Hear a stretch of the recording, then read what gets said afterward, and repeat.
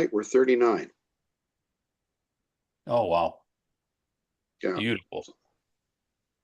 All right, we're going to kick things off now and hope everybody's doing great. We're going to go ahead and kick off this week's WTF Wednesday. And today we have Dwight Group who is joining us. He's a security analyst. I'm very excited to have Dwight here today. We're going to talk about penetration testing for MSPs, improving risk, validating security, building client trust. We all know that penetration testing, helps MSPs demonstrate, the real world risk, essentially confirm that security controls are working as intended, and test detection and response processes. Uh, Overall, this is more than just finding, vulnerabilities. Today, we're going to talk about this and more. We're going to look at how MSPs can use penetration testing to improve client conversations, validate security posture, as well as support long-term security maturity. And then we'll open things up to our, as normal, our open discussion where you can open up any kind of questions that you have, and it's an excellent opportunity to be able to get those questions answered, and specifically around penetration testing and just that whole process. Um, with that being said, I want a warm welcome for Dwight Group. How you doing today, Dwight?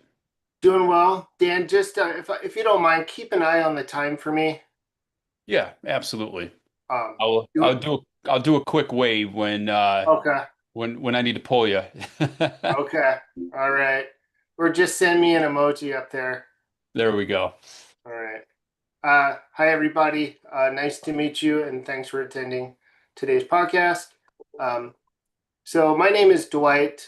I spend most of my time working as a pen tester, cybersecurity risk analyst. I've worked for the federal space, FEMA, the GSA, the General Service Administration, and then DHS. SLED, state, local, and education, as well as public and private sectors. I do run a small cybersecurity company called Galileo. We focus on cybersecurity services for small businesses, all the way up to government contracting. Today, I'll be discussing how penetration testing helps MSPs assess real-world risk and prospects and continuously confirm that security controls, configs, and response processes are operating as designed for existing clients. So to get started, most MSP environments look secure on paper, right? Dashboards are green, compliance boxes are checked, and tools are deployed.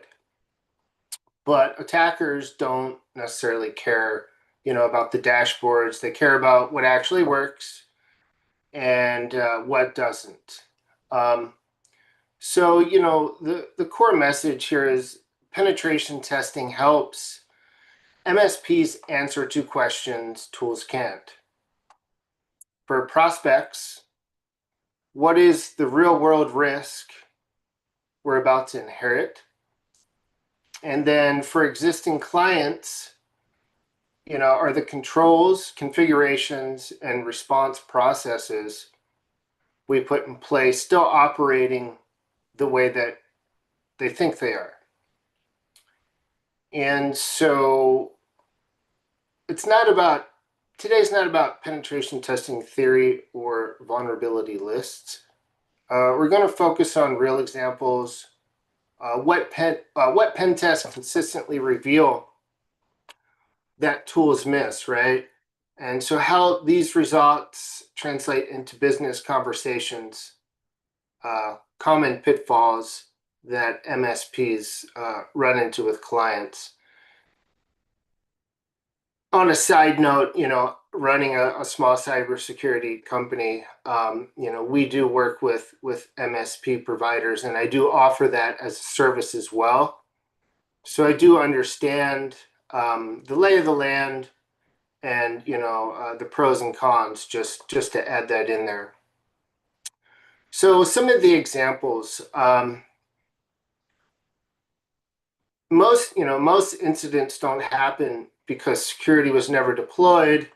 They happen because something drifted, something was assumed, or something worked differently in reality than it did in design. And we kind of all are aware of that, right? So some of the main examples and concerns that we'll go over is multi-factor authentication, endpoint detection response, and then backup assumptions, which are all, somewhat can be gray areas. And again, they look good when you set up the dashboards, but a lot comes into the continuous monitoring of these tools and the configurations. So moving on with example one, multi-factor authentication exception. So in pen tests, we regularly see MFA enabled for admins, but not enforced everywhere, right? So we'll see it on service accounts, legacy protocols, which could be, also outdated policy, compliance gaps, things like that. Conditional access, exclusions, and temporarily that were never removed, so onboarding and offboarding, new hires and things like that. So, on paper, MFA is deployed, but in reality, attackers don't go through the front door, right? And so the tool shows that the MFA is on, but the tests show where it can be bypassed, right? And this pattern repeats with almost every major control. So I'll leave that at that. Moving on, we'll go into example two, endpoint detection and response. So it detects, but the response fails. And so this can be one of the most misunderstood controls in the MSP environments. In many pen tests, EDR does exactly what it's supposed to do. It detects suspicious behavior. It alerts, the telemetry looks great, but no one responds. Or the alert routes to a ticket queue. Or it's acknowledged hours later after the attacker has already moved. The key point here is that detection, without response is just documentation of compromise. And a lot of this, I'm assuming you guys are aware of, and this is just the lay of the land. And we'll get to, how penetration tests help here shortly. But I just want to go over these finer points and provide some examples. So pen tests don't test the tool. They test the handoff between technology and operations, right? So example three, backup assumptions. The third example is backups, and this is usually what's gonna hurt the most, right? I don't know how many times I've lost things, even taken snapshots of things. It's real easy to lose stuff. Several times, I've had with just my operating systems, even though I had backups. When you try to bring it back, for some reason, you always test those backups. You bring them back, and somehow, some way, they get lost, and then if it's not automatically backing up, so it's a constant battle. But nonetheless, if you're on top of it, they are there and are absolutely useful.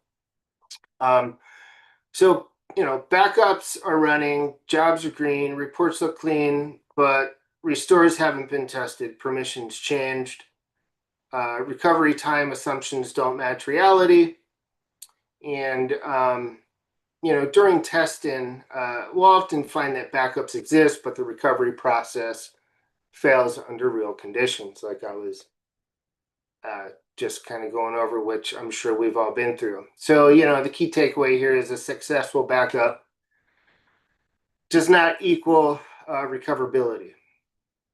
The pattern behind all three examples, MFA, EDR backups, different tools, same underlying problem. Security controls are deployed correctly at one point in time.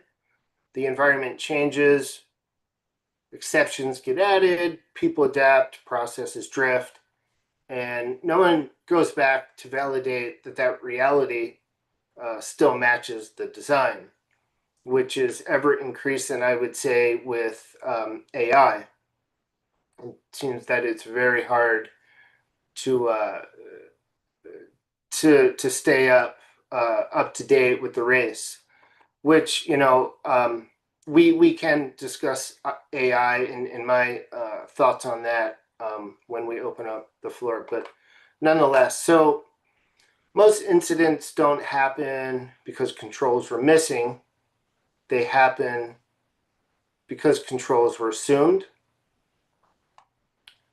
Why this matters to MSPs specifically.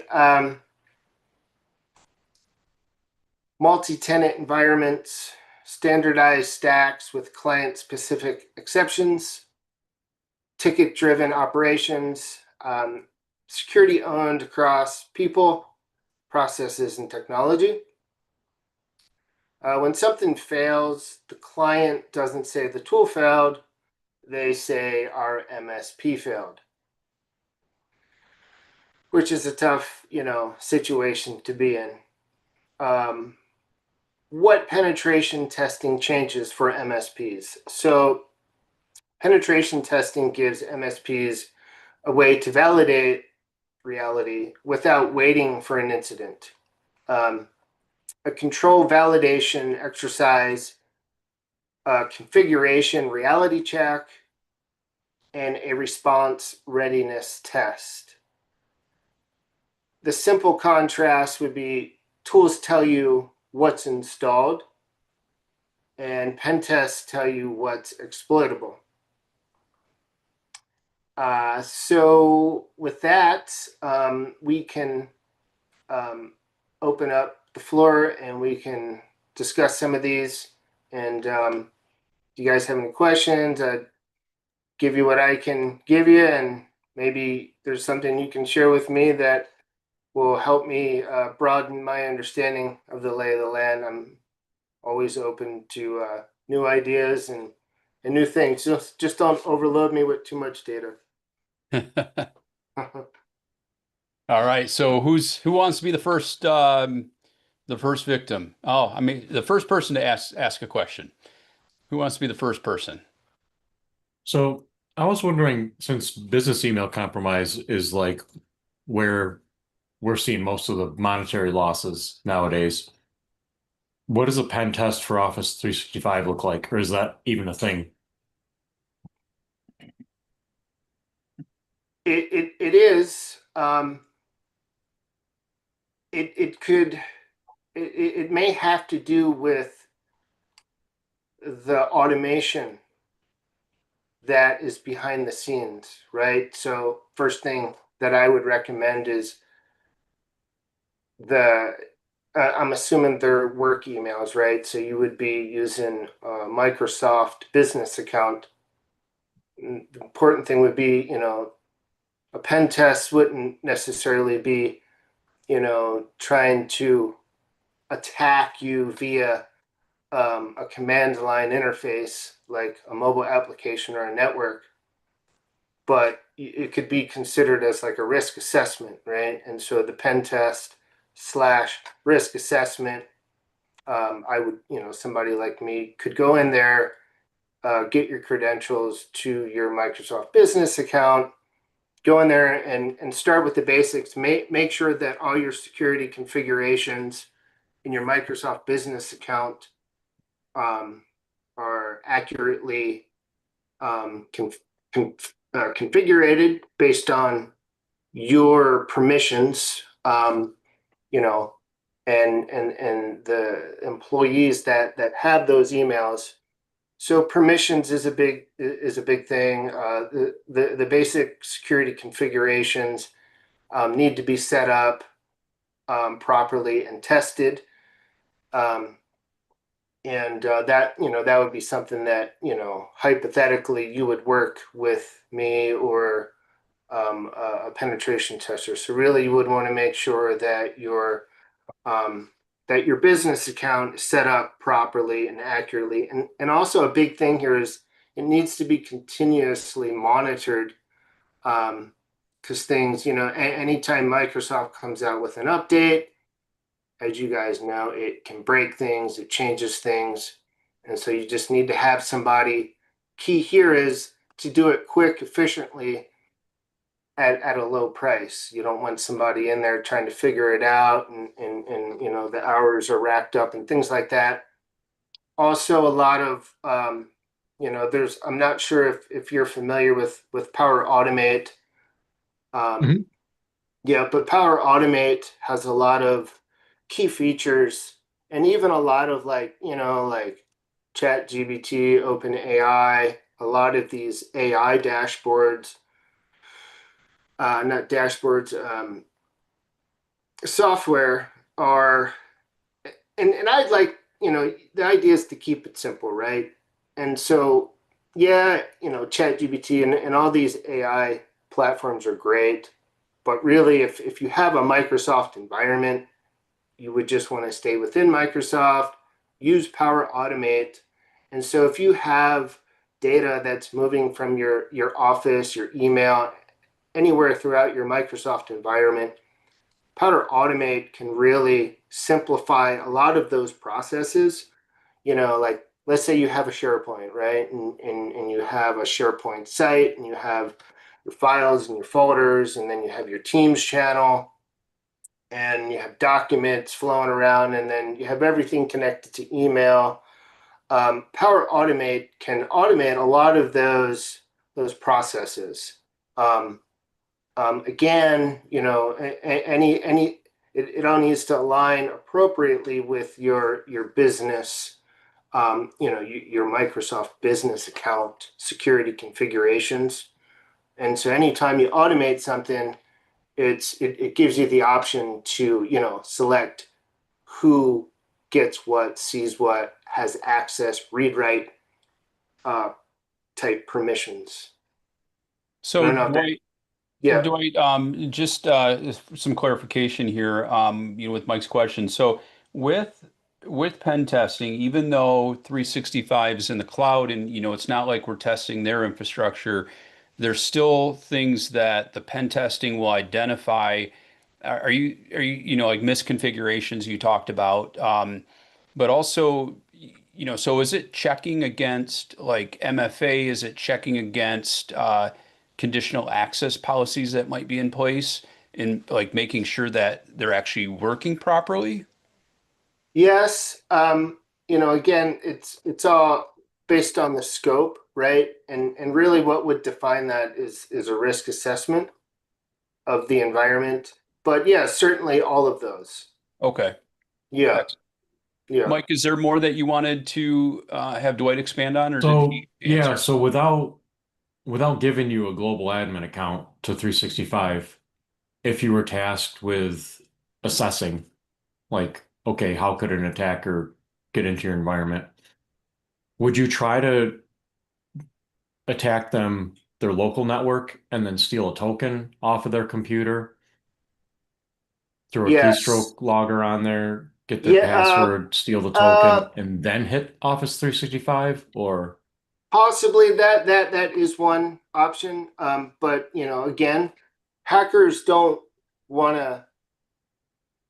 They want it easy, so they want to go for the low hanging fruit, right? So if I were to try to get into your email, I would, if I wanted to target you, I would, locate your business. I would do some reconnaissance. I would find out, your name, your address, find out your email, who's associated with you, and then I would try to socially engineer, like, hey, like I'm one of your employees or I'm a friend of somebody, and then I would target you with probably a spam mail, right? And Phishing then email. Yeah. yeah, a phishing email, and hopefully get you to click on that, or one of your coworkers, your colleagues, right? And manipulate it that way, and with the hope that everybody's busy. Oh, so and so, I know so and so. You click on a file, and then an executable will run, and then I might be able to get leverage or a foothold into your email back end Mhm. processes. Possibly, you see, but Azure's, and again, if you have your security configuration set up, should alert you and block these things. But Mhm. if they're not, then that might allow me to get in if there's any default usernames or passwords. And then from there, I would try to see how far I could go, what information I could get. But to answer your question shortly, I mean, keyloggers and all those things, again, those are all viable options, right? But in order for me, to get a keylogger onto your computer, I have to at least get into your computer, which is, more difficult than just sending you a phishing email, right? Mhm. I can simply get your email, from going to your website, and then I can research your employees through LinkedIn and send a mass email. And a lot of things that is gonna ruffle people is if I send, like, an email that says important or urgent, and put some kind of urgency behind the email, Well, of because course, yeah. yeah, because then that gets people to do things real quick without thinking, because they think something's wrong, right? And it's just a natural human reaction. I'm that way too. And so sometimes I catch myself and I'm like, slow down, don't click on anything, hover Yeah, we over just it. kicked out just last week our phishing campaign went out for the month, and now it has it where they can type a response when they get fished hard and like fall for it. They can type a response and explain, and almost always the response comes through, I was in a hurry. Mm. Exactly. And the main thing is, I know this sounds, elementary, but training and just a weekly, you know, group chat. Hey, everybody, this is what's going on. Just, you don't got to go provide some intensive training, but just a simple meeting reminder. Make sure don't click on anything. And a good thing too is to send um, test emails to your employees, right? And so that gives them the option to click on it, and it's just a bogus phishing email, right? Yep. It gets people in the habit of seeing these things and questioning them, and then you can click on it or report it. And there's some, I think Fortnite, some others offers these training simulations to where you can help train your employees. I know I get those in my email, um, and I'll read it, and I swear to God, it looks real, and it's like, wait a minute, this can't be right. Something's goofy about it. You I know, think that really brings up a great point is making sure we are testing ourselves internally just because, it's easy to take things for granted and like you say, we can get caught in that trap and, we need to be tested and put, you know, in that position as well because otherwise, we have a level of arrogance that we're not going to fall for something. But it's just that quick little reminder, it keeps us on our toes. absolutely, absolutely. And again, it's not a matter of being diligent, smart, ambitious. It's just natural human Time. thing to make Yeah. mistakes, and that's how they get you. Yep. with I actually had a guy fell for phishing email. Huntress locked out his account, so I had to call him, straighten everything out, and then um, you know, say, okay, yep, do you know what happened and all that. At Mhm. the end of it, he said, thanks for not calling me stupid. Yeah, it's just Yeah. natural, and that's the thing with these, attacks. They're engineered to manipulate people psychologically, right? And you know, it's just normal. If your house is on fire, you leave it. You don't grab everything in it. You know, Right. um, and so it's just a normal thing to do, a normal way to react, and that's what's hard. And so if you have these reminders like what Dan was saying, it just helps you, kind of try to catch yourself. And the thing is you can't watch all of your employees, right? And so that's the hard part. Like you might be diligent and on top of it, but how do you make sure your employees are, right? And the way to do that is to test them, depending on the severity of you know the size, even if it's a small, mid-sized to large. The main thing is to constantly be testing them and making them aware, and that way it becomes habit, and that's how you get good at it. So Norm has a question that he threw into chat. He wants to know how much of your pen testing is automated versus how much is manual. And then he also wanted to know internal versus external. Okay. So automated would be the testing, the scan for vulnerability. So let me just go through it. Like, regardless if it's internal or external, um, there's a process that I follow through it's the penetration testing execution standard, right? And it's a lengthy document. And so every situation, it's like, I know you don't want to hear this, but it's a moving target, right? So usually I start out with manual reconnaissance, and I'll do my research manually for a target, whether it's network, mobile application, web application. Um, and so I'll do that. I'll start out manually. And then once that's the reconnaissance phase. Once I start doing the testing, um, a lot of that will be automated into the testing. So I'll use tools to find the vulnerabilities. And then once I get the vulnerabilities, see, a lot of penetration testers will just get the scans from the vulnerability scanners, and then you'll say, hey, this is my pen test, this is what I found. And again, that's fine. For some clients, it just depends on their risk appetite and what they're willing to accept, what they have money for, what the funding is available. So again, to kind of recap, I'll do the manual reconnaissance, information gathering, and then I'll move into like a more automated phase step process where I'm using tools to do vulnerability scans. And then once I get the scans and I see what the vulnerabilities are, it's kind of like AI. It's these automated tools are great to have as like a side worker, a companion to help.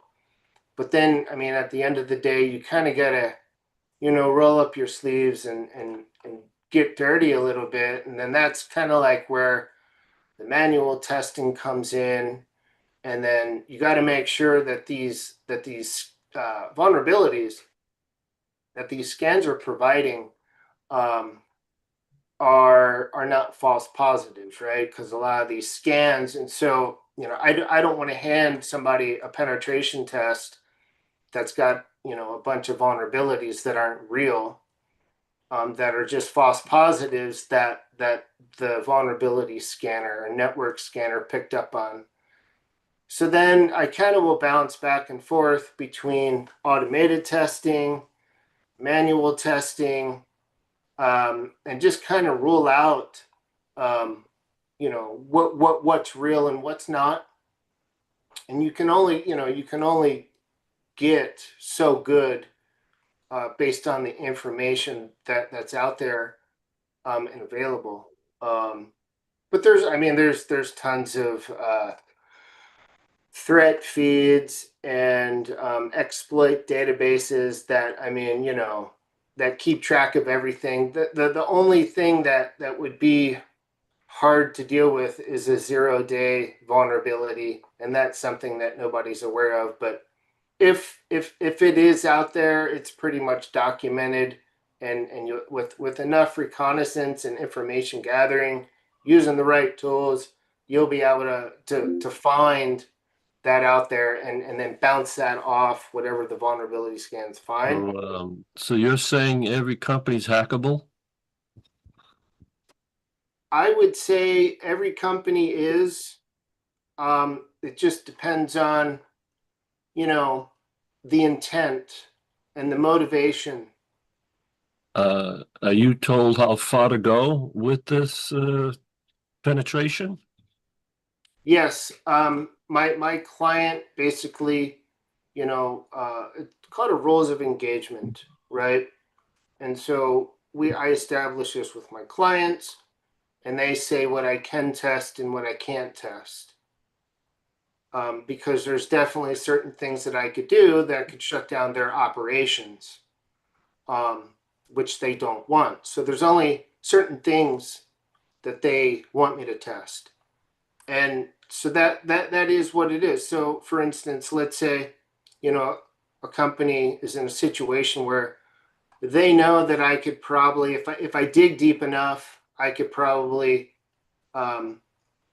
send a DOS attack and slow down their network function, which is going to make it hard for everybody to do their jobs if they can't use their software. They have no, you can mess with the memory and the speed of their network with a DOS attack. They might be aware that that's possible, but they're also aware that, that's only possible if they give me, that if they give me those credentials to get into their network, which that's why you have different types of pen tests. You have a white box, which is where the company gives you all their internal credentials, where you can log in and you can go in, and I could do those things. But a black box, so it depends on what type of pen test. A black box is I have no credentials, so it's unlikely that I'll be able to cause or do some of that damage, because it's going to be virtually impossible unless I spend weeks, months trying to mine that out of them. That once I get that information that they give me in a white box, that I could finally get to that point. So to answer your question, yes, there's always a way to cause harm or hack an application or a company, but at the end of it, you got to look at it like this. If you're sitting in a castle, right? A castle, in order for anybody to get the keys to the castle, well, the castle has a moat around it, right? You have to have multiple layers of security, right? And that deters anybody from getting in.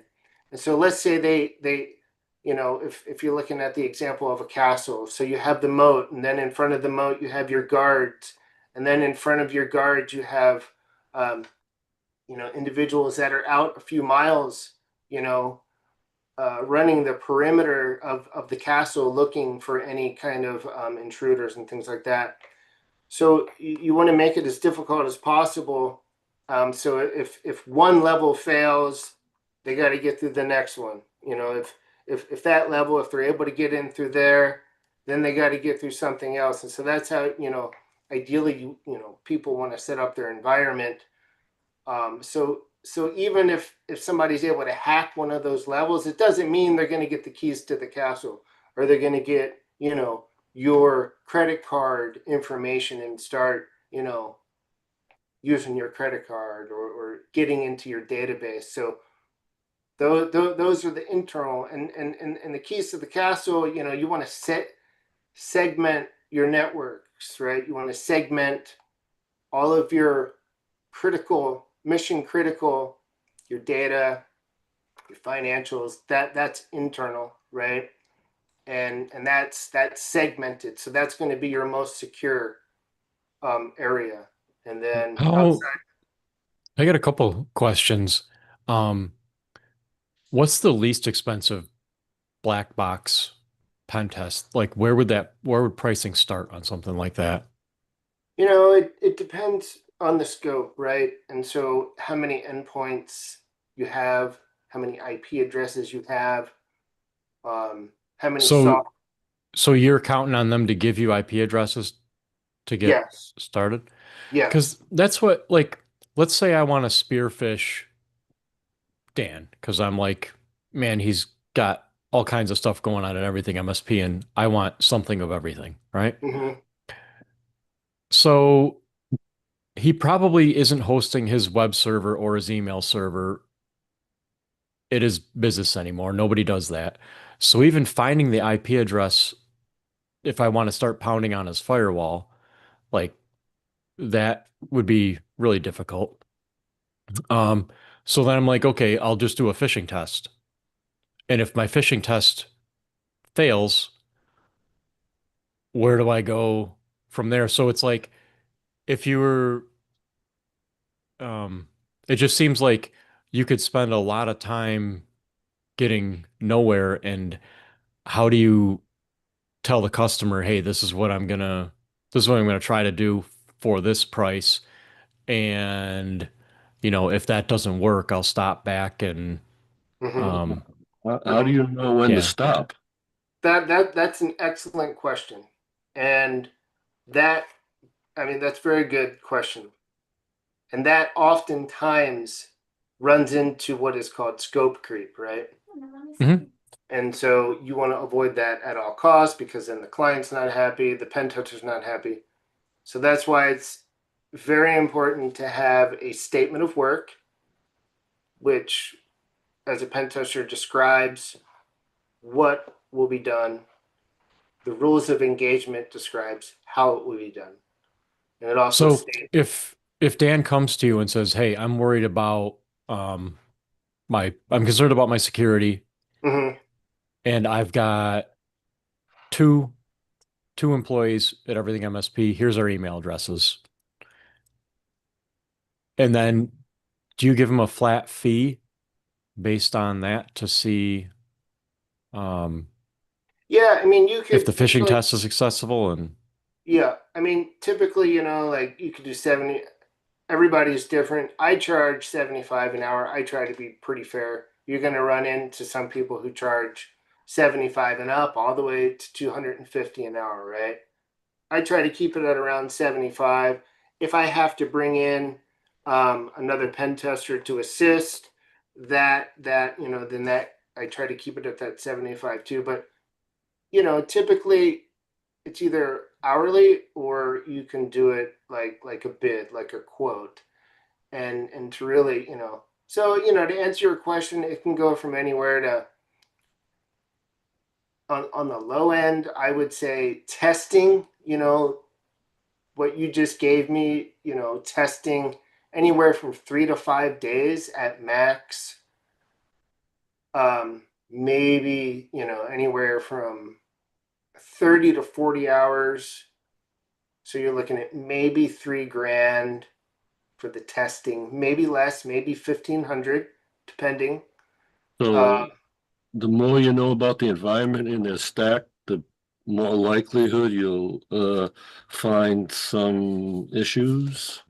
Yes, correct. Um, and then, as a black box, um, and the reason why companies do this, maybe they're not necessarily concerned with somebody getting in. They just want to update and clean everything that they have in their environment. Because one thing leads into the next, and if you're too outdated, even if everything is internal, it will leak and it will be accessible externally. But yeah, so it's again, it's somewhat of a moving target, but and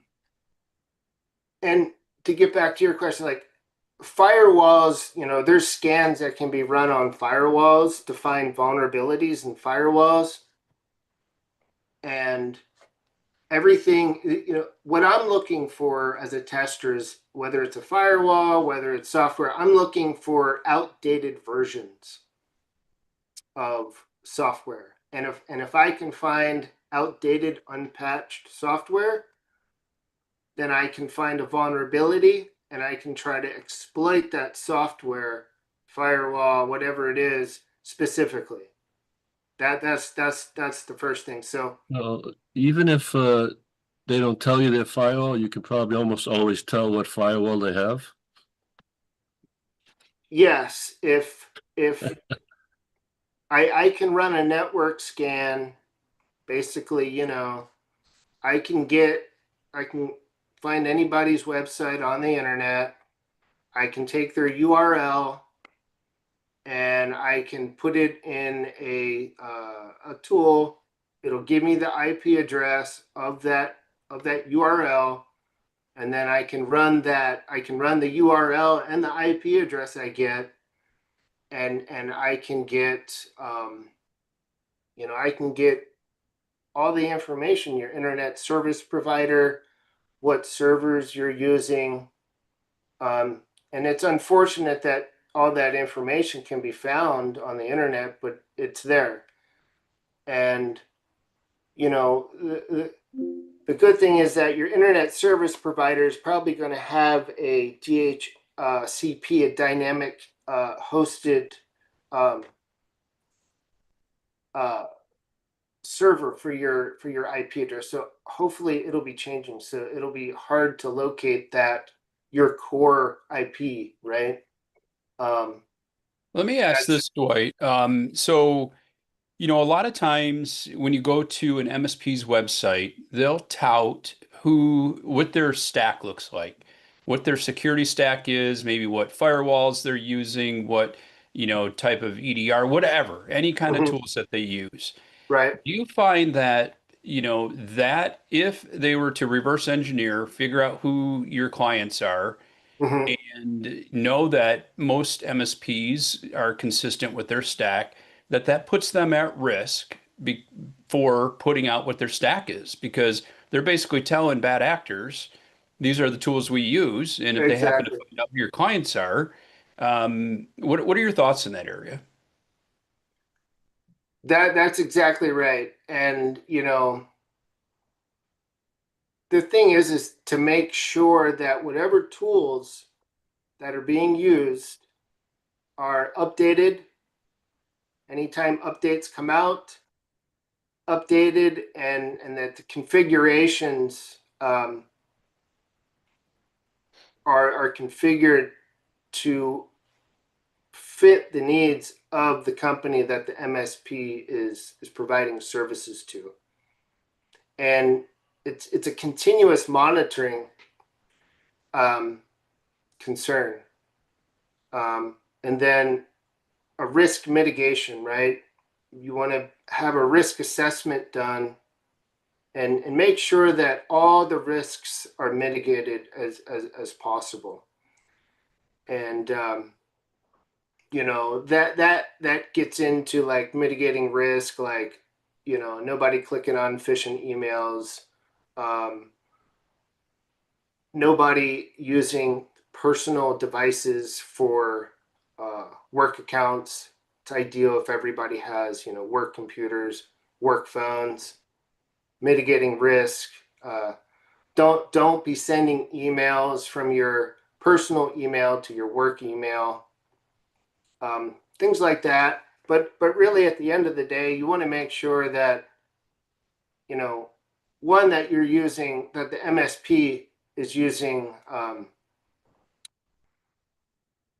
good software, good security software, and that the updates are being made, and make sure that somebody is following up on that. So it's just a thing of continuous monitoring.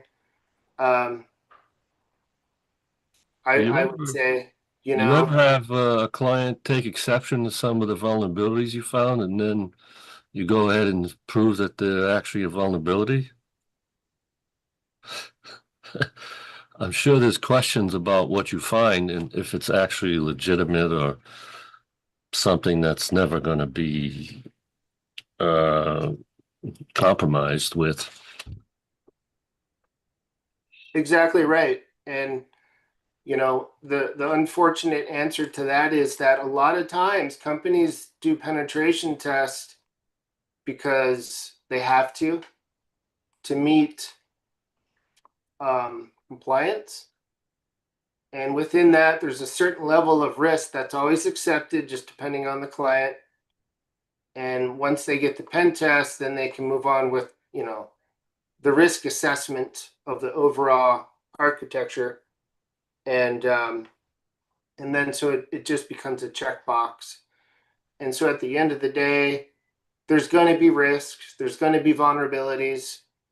And that's why you have like a risk matrix type kind of graph that lets you know like the severity. And so really, as a penetration tester, the only thing that I really bring to a company's attention is obviously like mission critical, anything that somebody can get into and shut you down and cause serious harm. That would be like red zone, right?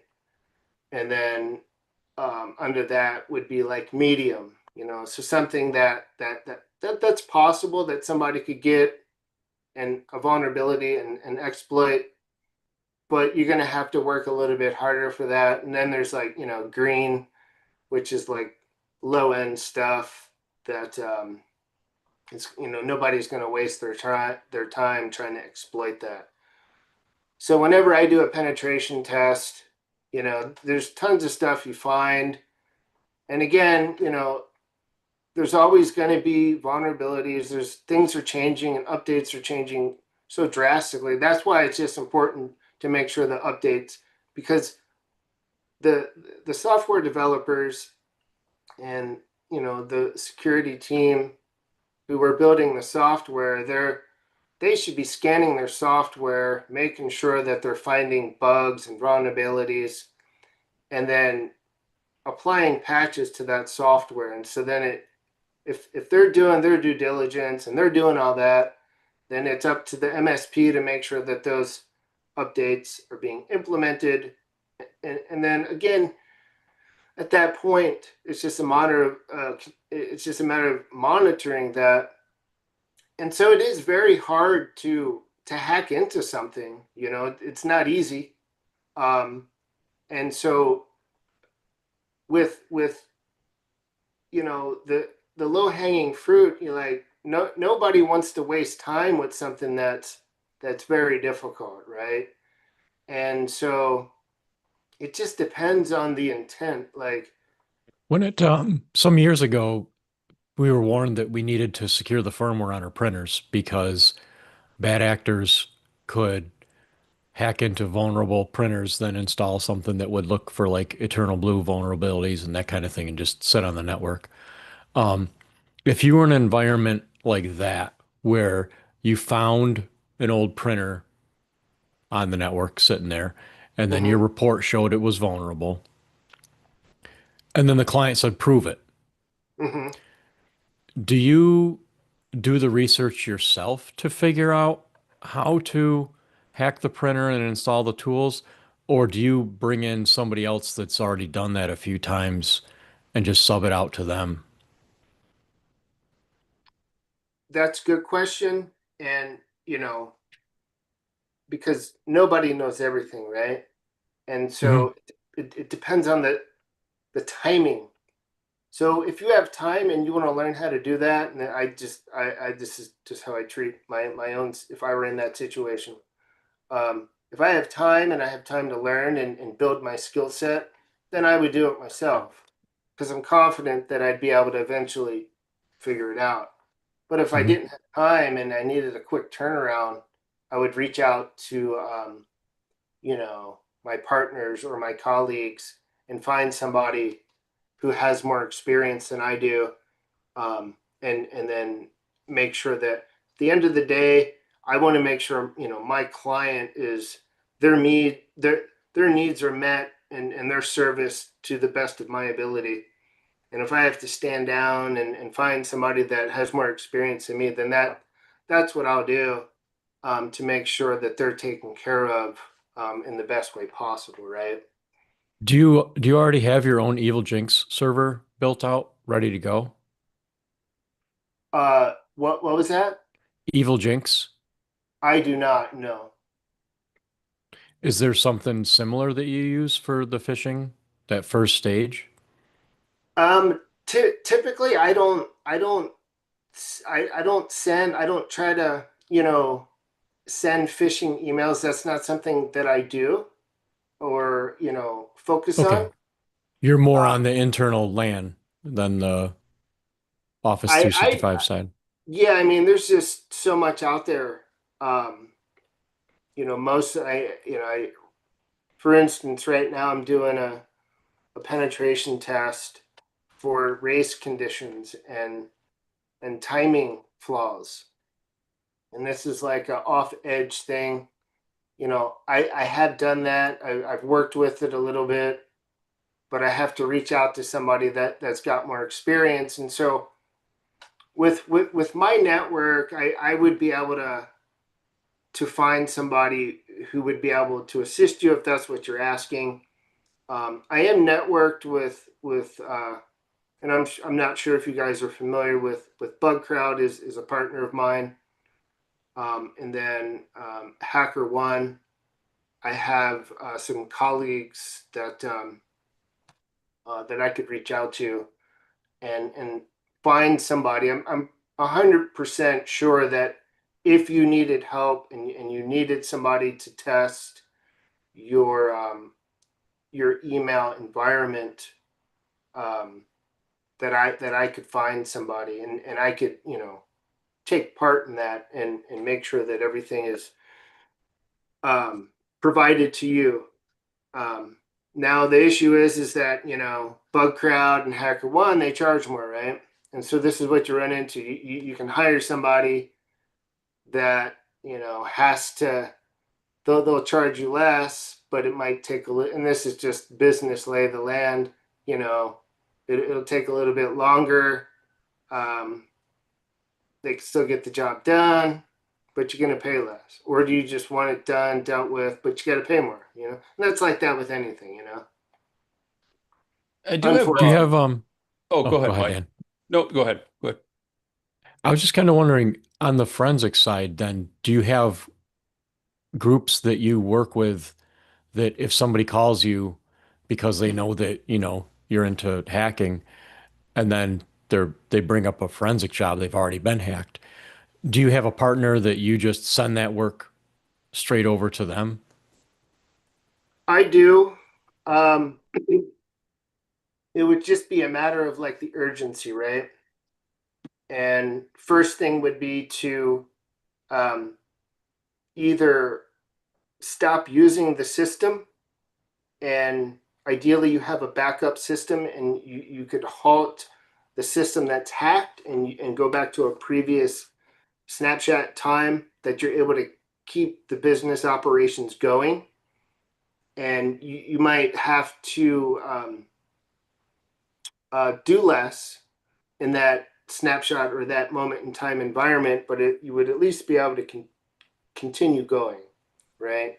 And then the environment that's hacked would be locked, and then could have somebody go into that and look into it. Do you do anything about their backup? What's that? Do you do anything about their backup? Make sure it can actually restore what they need to restore, or Well, that's the try to. thing. Like, it's it depends on how long that environment, most of the time, I mean, I could have I probably don't because I'm always on it. But a lot of times people can be hacked and they have somebody in their network or somewhere they don't even know about it. It's like a needle in a haystack, you don't know if you don't know. But it depends on how long they're in there, how long they've been in there, what they've already got. So that would be, the starting point to figure out, because obviously you don't want to be backing up stuff that they are able to still get into, right? So you would have to differentiate, when they actually got into your network, your email system, whatever, and cut it off at that point. And don't back up anything at that point. And again, it's I think working in virtual environments, virtual machines is key because, like if you're using VMware or VirtualBox VMs or Citrix, a lot of these environments help manage those types of situations, right? So they're doing automated backups for you. And at certain time intervals that you set up. And so, you can set it up to where they're backing up, every hour, every day. And then, so it's crucial to be in an environment that's regulated like VMware. VirtualBox, not so much. It's a little bit open source, which open source gives you more flexibility, but can create, more vulnerabilities just depending. And then Citrix, these are all very secure environments and they're really on top of their backups. And then they also have, support. So if there's something that your penetration tester or somebody who's assisting you with a pen test or a vulnerability assessment can't find or can't do, then they can always work with the developers, the team, and get the information they need to do the work. Dwight, I want to be respectful of your time. We are at the top of the hour. Everybody, I want to thank you for being here today. Next week, Dwight will be back with us. We're going to talk about security drift. Security drift is real, and we're going to talk about how MSP environments become insecure and how to fix that. So, Dwight, thank you very much. We greatly appreciate you being here. And until next time, everybody have a great rest of your day, and we'll